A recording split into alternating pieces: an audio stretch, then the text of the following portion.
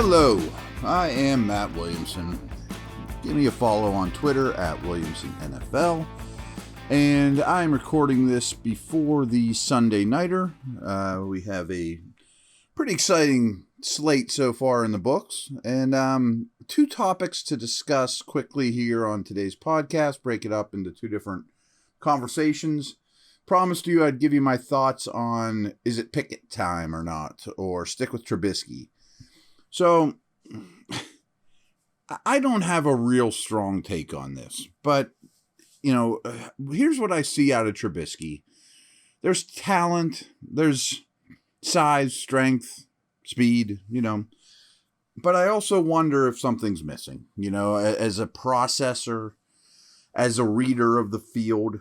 I thought he played pretty well this past week, but I'm not ready to close the book on him by any stretch of the imagination. I still think he could not fulfill his promise of the second overall pick, but may end up being a quality starting quarterback.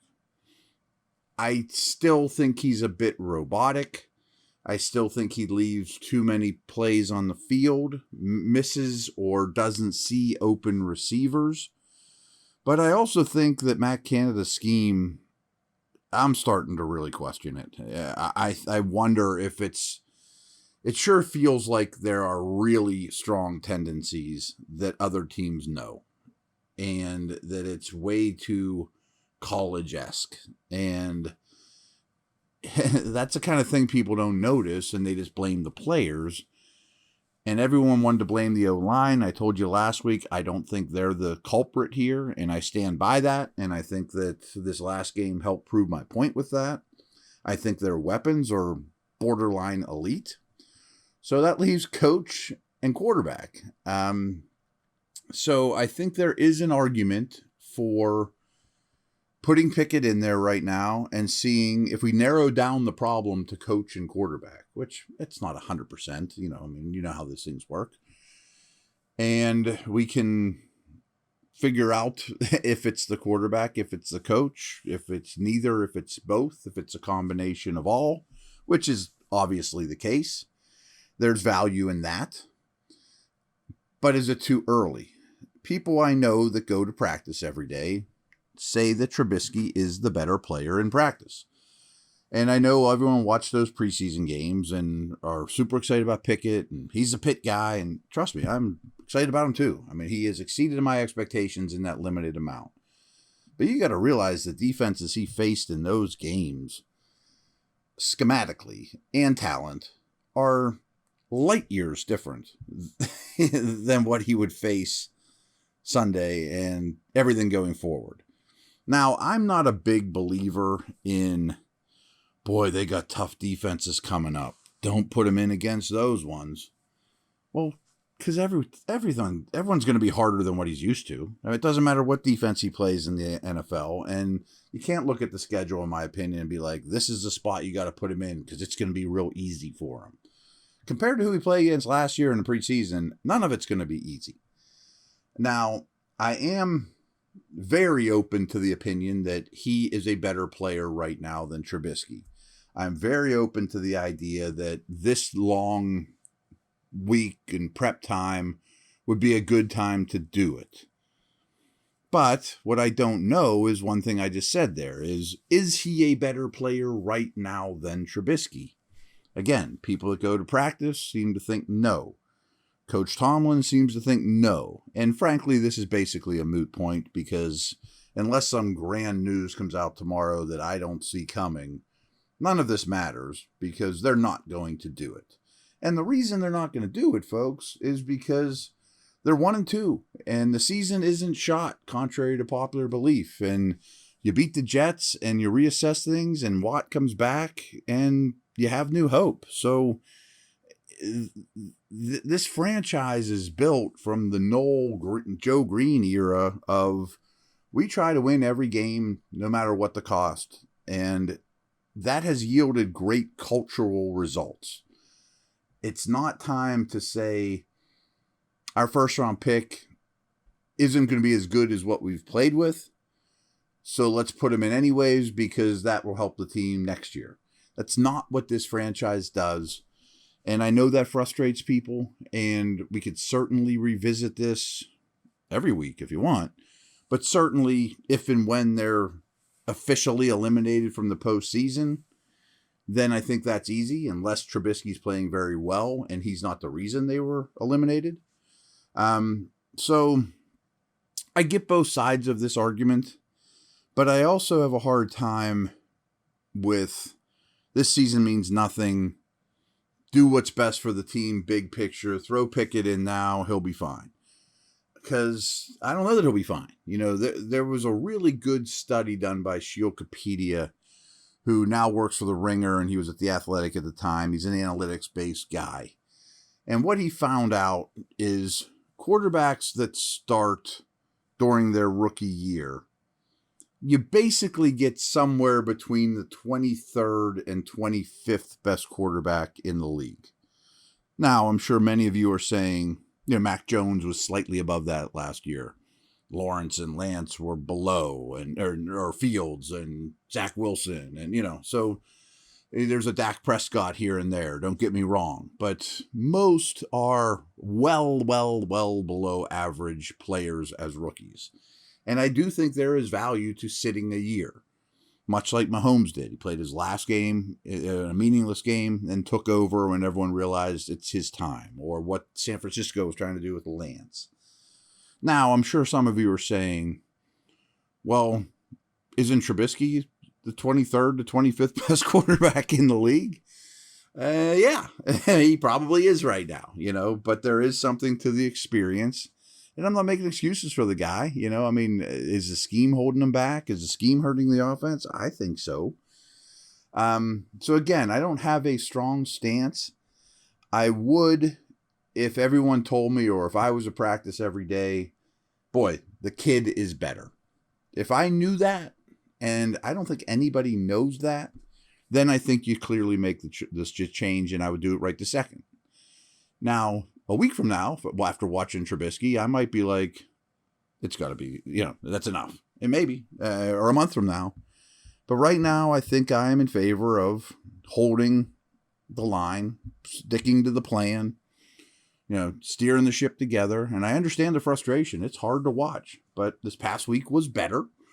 You know, as we talked about a month ago, if you just looked at the O-line, you'd be like, this is the worst O-line in the league. You know, people are allowed to get better, and I think Trubisky is getting better. It's a baby step situation, much has been with the line. But if you could tell me right now that just watching practices that the rookie is playing better and is executing better, because I do think he will be, I'm not saying he is now, will be a more accurate, a more precise, a less robotic, with better vision. You know, I think all those things are coming. But if they're not there yet, I still think there's value to letting him sit and learn and understand things from that perspective. So I know that's not the strongest take. It's just the way I feel right now. And I promised you guys last week that I would at least address it. So there you have it. We will definitely be talking about this much more. All right, when we come back, I want to talk about this Bengals-Jets game.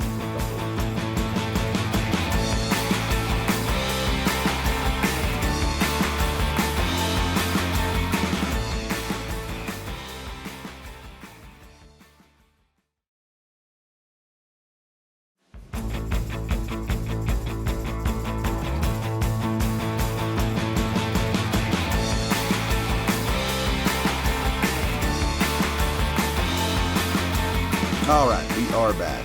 Now, as I'm sure all you know by now, of course the Browns won, the Ravens won, the Bengals won, the Steelers did not. That's not wonderful. I'm not going to pick a lot of games that aren't Steelers to highlight, but this one I think is important because Bengals are in the division. They're a common opponent for the Jets and the Steelers. Steelers already played the Bengals. And obviously the Jets are coming to town this week. So where are these two teams at right now? And first of all, I think it was just a much needed win for Cincinnati to start getting back to the team that most of us thought they would be. Now, are they going back to the Super Bowl? Probably not, but they're a very talented football team, and they're starting to show it again. Great. Joe Burrow in particular, who of course is a straw that stirs the drink. It's not the coach. It's nobody but Burrow. I mean, he had 163 passing yards in the first quarter and threw 2 touchdowns. Came out hot. He was only sacked twice in this game, but he was under a lot of pressure.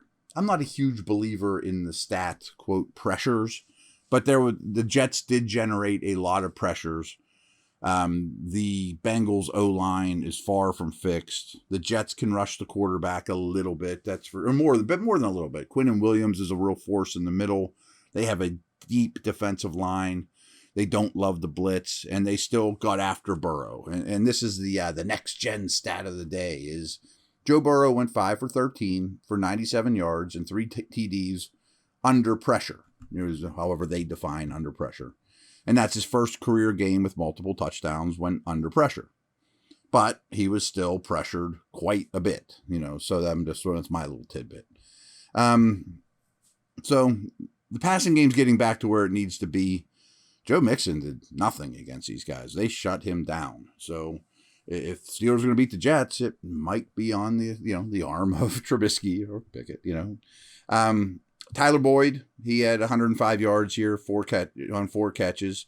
T. Higgins missed a little time with a possible concussion. He got a concussion in week 1. That was kind of scary, but came back and was a real force. 5 catches, 93 yards for him too. He was more or less, Burrow's go-to guy, especially that hot start, that first quarter that I talked about. Jamar Chase had a big impact, didn't really show up as much on the stat sheet. But this is interesting, too, is because they put Sauce Gardner, top 5 picks this year, elite traits. But this is something you just need to know, too. It's kind of like the rookie quarterback conversation, is almost every rookie starting corner has a very up and down rookie year. Because first of all, everyone's going to attack them. They are going to get targets no matter how good a prospect they are. But to the Jets' credit, again, I didn't watch the all-22. The game just happened. But Gardner was lined up on Jamar Chase a lot of this day. And you mentioned, I told you the stats that Boyd and Higgins had. I didn't tell you Chase's. They weren't that great. And when they were lined up, from what I saw, Gardner won more than he lost against what might be one of the top 2 or 3 receivers in the whole, league right now. Burrow went after him a lot. And Gardner had a few ups and downs, but many more ups. So will he follow Deontay? I'm going to have to give that some thought. Will they just keep him on one side? Will they put him on Pickens? I think that's pretty interesting. So a lot to take away when Cincy had the ball. On the other side, the Bengals had a real good day from Trey Hendrickson. He had 2.5 sacks, forced 2 fumbles. You can tell Flacco doesn't love getting hit at this age. I mean, I recruited Joe to Pitt 1,000 years ago. He was antsy. Hitting him is going to be very important for the Steelers. He anticipated pressure when it wasn't even there. Saw ghosts, if you want to say that. So really, it was Hendrickson, Wilson, and Bates for the Bengals. They're their best impact players, in terms of stat sheet. I think DJ Reader's probably their best defensive player. But Wilson and Bates also also had an interception in this game. They had 8 pass defenses in this game. They were smacking around the Jets' talented young receivers as well. So they were getting their hands on footballs and hands on quarterbacks and receivers quite a bit. And I think there's a lot the Steelers can watch in this game and take away from it. A couple more Jets offensive notes here. I'll give you the official numbers once the rest of the league is done. But Flacco, through 3 starts, is throwing an obscene amount of passes. And the Jets are running a ton of plays, which is particularly noteworthy, as we talked about on Friday. Well, the Steelers defense is on the field for way too many plays, and the Jets are running a lot of plays. So in that regard, that doesn't look like the ideal matchup. Their second-round pick, the first running back taken, Breece Hall, and Michael Carter, who's a good player too, a second-year guy. They've been basically splitting things evenly, receptions, snap count, everything. And again, they've been throwing like crazy. But by watching this game and also watching his usage heavily on third downs, Breece Hall might be starting to take that job over. Tyler Conklin's a great story, too. This guy's playing a ton of snaps, getting a ton of targets at tight end, and has really, really had a good year through three games. So he's somebody to worry about. And I alluded to their three receivers. Garrett Wilson, first-round pick this year. Elijah Moore, a second-year guy that I adore. Corey Davis, a big-priced, wideout that's probably a little overpriced, of course. Wilson is their slot, but his numbers on the outside are better than in the slot. Moore could play the slot, but he's really good outside too. Davis is not a slot. So that's a really good trio. And you mix in Breece Hall and Conklin, who I mentioned. This team has weapons.